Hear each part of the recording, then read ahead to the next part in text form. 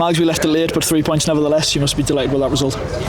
Yeah, Gaffer's just said it to the boys there. I think if it had stayed 0-0, obviously we had the chances before we scored to win a couple of games, but if it stayed 0-0, we would have said exactly the same. The performance levels were outstanding. The work rate, the togetherness, obviously another clean sheet, so defensively against a side that will test you from a direct point of view, throw-ins especially.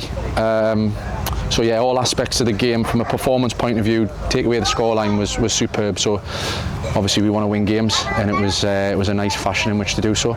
And from your point of view, was it frustrating to see the game slow down on numerous occasions? And do you think maybe that was part of their plan today to try and unsettle the boys? Yeah, and if teams slow the game down, it's obviously intentional. We're fully aware of it, but as part of the game, we can't allow it to affect us.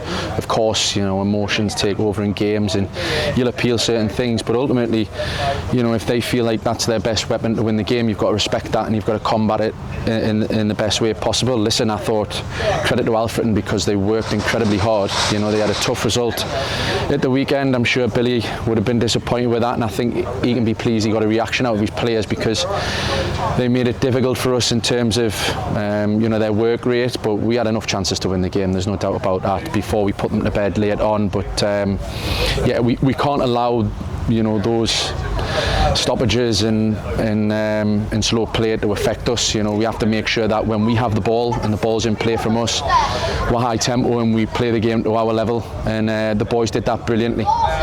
And you've mentioned that you were happy with the performance levels. Is there anything that you've taken away that you still think needs improved?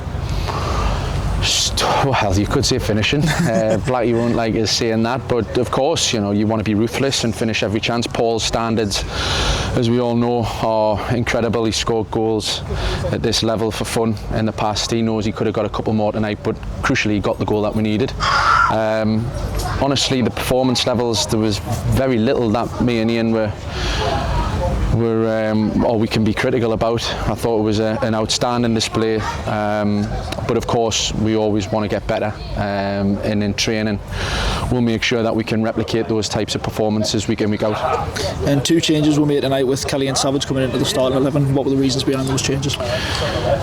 Just to freshen things up. I think we have obviously a busy period, as do every team in the league, so we have to make sure that we utilise the squad as best we can, and we've got confidence in all the players that step out onto the pitch that they can perform to the levels that we require. So I think tonight was evidence of that. The lads who started, then the lads that came on, impacted the game brilliantly as they did at the weekend. So from a squad perspective, it's important that we rotate and we give those minutes to players that need them, and obviously share them out with what's a busy period, and everyone performed very, very well. And Chester at home next in front of a home crowd, a great opportunity to keep this momentum going, do you think? Absolutely, yeah. It'll be a really tough game, we know that. It'll be a different challenge. Something from a coaching perspective we relish. There's different things that need to appear in the game that we'll work on.